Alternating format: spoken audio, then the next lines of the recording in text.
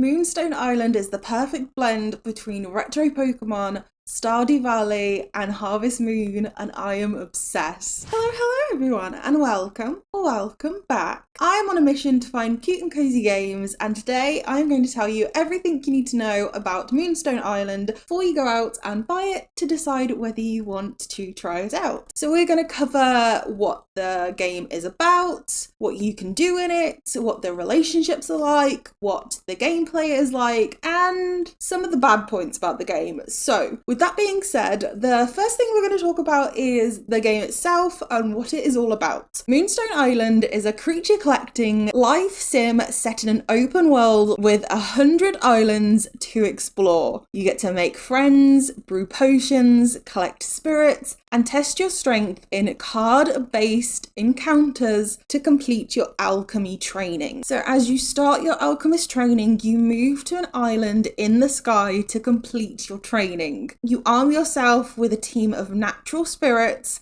magical potions, and find new friends to explore the ancient temples, dangerous dungeons, and hostile biomes to uncover the dark secrets of Moonstone Island. There are also many NPCs to befriend, or maybe even fall in love with. You can build your home on any of the 100 islands that you wish to, and you can explore and befriend wild spirits that you come across. There is so much to do in Moonstone Island, it is a bit ridiculous. You can farm, you can fish, you can decorate your house, you can befriend NPCs and go on dates with them, fall in love with them, all of the regular life farming sim mechanics. But you can also brew potions, fly around the open world islands to your heart's content, and collect spirits that you encounter. These can then be housed in a spirit barn. When you're further in the game, you can make this, and you can house up to 60 spirits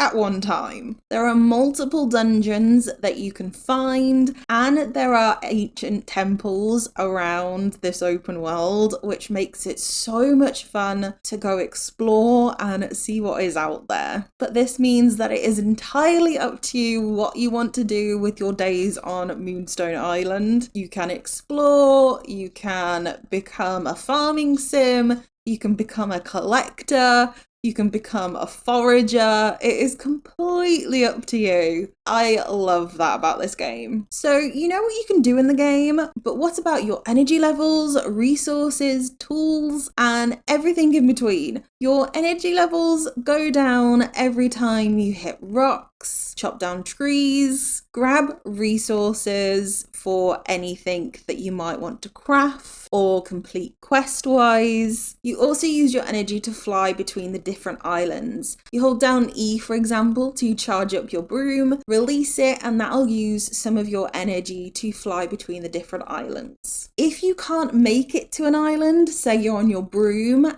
and you keep flying but you run out of energy, you fall off your broom but nothing negatively happens to your character. You just lose a little bit more energy rather than you say like losing the whole day, which I absolutely love. And energy can be replenished if you eat something like berries or if you sleep in your tent or house. You need to be asleep by 2 a.m. every day or you become exhausted. The great thing about this though is if you are out past 2 a.m, there are no negative impacts apart from you just wake up later than planned. Nothing gets taken away from you. No money is taken away from you. You just wake up at 9 a.m. instead of waking up at 6 a.m, which I absolutely love because I never keep track of the time and it always goes too quickly for me. Also, if you don't make it to your house by 2 p.m. and you're on a faraway island, this house on chicken feet comes to rescue you. I'm not kidding, it really happens. And this person called the Magic Man comes to save you and you get to stay with him for the night. Again, nothing bad happens, you just wake up a little bit later at 9 a.m. instead of 6 a.m. In terms of resources, you have trees to chop for wood, rocks for stone, grass for fibre. You have forageables that you just pick up from the ground, which you can also harvest with a scythe for seeds if you want to, and your tools are given to you on your first day. They can be upgraded by going to the forge and looking at what you need. The first one requires copper ore, and then the next upgrade requires iron ore. Pretty standard stuff for a cozy sim game. You'll find most of the ore that you need in the dungeons, which you can find by hitting the stones around the island and a ladder will appear. Sometimes there are more than one on the island, but I can't tell you which islands have more than one because that would be spoilers. The spirits that you find are roaming around the different islands apart from Moonstone Island, and you fight them in turn-based card battles. You can either tame them to collect them and keep them as one of your own spirits, or you can fight them to level up your own spirits and make them stronger for the next fight. It is a turn-based card system, so you get given 5 cards each turn and you choose which card best represents that turn. Don't worry, you get given a tutorial, so don't panic. You learn it really quickly. Don't worry. It's so much fun. I love this aspect of the game. And every time a spirit levels up, you get to choose a new card to add to your deck. And I love the fact that you don't have to pick between each spirit and each card. It's like automatic. You get to keep 3 spirits alongside you, and then each of your 3 spirits has so many cards. So I like the fact that you don't need to pick a spirit and then pick their card. You just get the cards in front of you. I really like that. As I said, you get to have 3 spirits with you as you get to explore the islands. These spirits are kept in your mother's medallion, which you get given on your very first day. And you can go in and out this medallion as many times as you like. And this is where you get to level up and feed your spirits that are with you. And the graphics to this are so cool. Moonstone Island is the only island that doesn't have the wild spirits, so you are free to put your tent up wherever you would like in Moonstone Island. As long as it's not in the town, you can make your farm however you would like, and you can place and decorate things anywhere on the map. Can hit things, move things. It is great fun. This is what I really liked about Moonstone Island, the fact that you can just move and place things anywhere in the world. As I mentioned the farming and the seeds previously, you can put your farming patch wherever you would like, and you get seeds by either talking to the general store owner, or the more advanced seeds you get by harvesting them by the forageables and using a scythe to harvest the seeds instead of just picking up the item. As you move through the map, on your first day you get a broom, but it becomes broken as you travel to Moonstone Island, and one of the quests is to rebuild that broom. Is very handy. Try to do that quest as soon as you can. You also get to make a balloon, which can take you to other islands, and further down the line you get a glider as well, which I haven't made yet because I don't have resources for it. I use them for other things.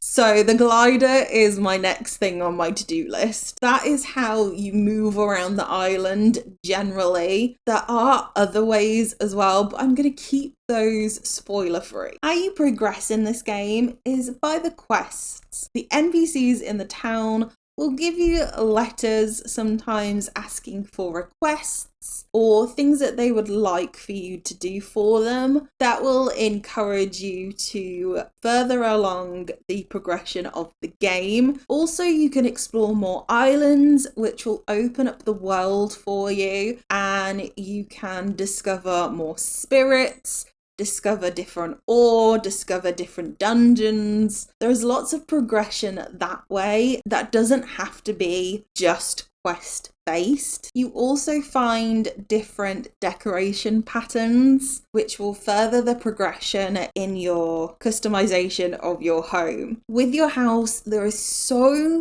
many decorations that you can unlock, even houses that you can unlock. 3 or 4 different houses that you can unlock. There is a greenhouse, there is a spirit barn where you can store your spirits if you don't want to take them with you on your adventures. There are inside and outside decorations. There's also a decorating table which allows you to decorate the wallpaper and the flooring. There is so much customization in this game. I really love the customization. It's so pretty. Items are beautiful. If you also want to gain an item every day, you can go to the general store, and Paolo offers 3 items per day for you to pick from, which is really good. And then the last thing I want to talk about before we get onto the downsides is the NPCs and their relationship. So you can befriend all of the NPCs that you meet. They have love hearts next to their name, and each interaction with you can positively or negatively impact that. What I like about this is that you can gift them, but you can also talk to them, and there is a chance that each interaction you do is successful. So there is a talk interaction, a joke interaction,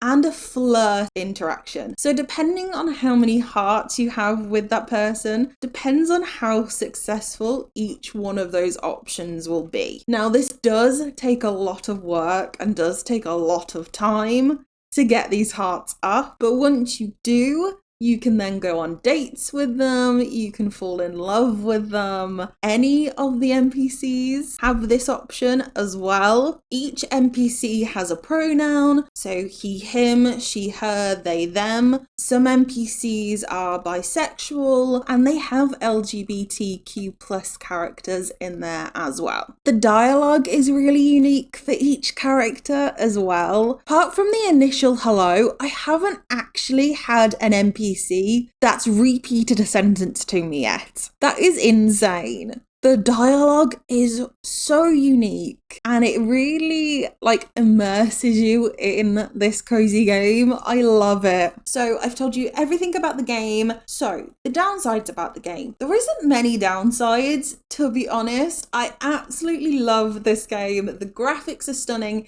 Even the intro to this game is stunning. The only downside I would say is you can't customize your character itself. You can't customize their clothes or their outfit or their hair, anything like that. Everything else that you get to customize kind of makes up for it. You can customize your house, your furniture, the whole world you can customize, so I kind of forgive them. The spirits are adorable that you get to collect, you get to level them up and pick the different cards. Honestly, I can only think of one downside, but let me know in the comments what you think about the game, whether you're going to buy it, if you have bought it, what do you think about it, and please don't forget to give this video a big thumbs up and subscribe if you are new for more cozy and cute games. Before we go, I want to give a big shout out to my channel members. Thank you so much for being part of my channel and making this all happen, so thank you so much. As always, I hope you have an amazing rest of the day wherever you are, and I will see you all in the next one. Bye!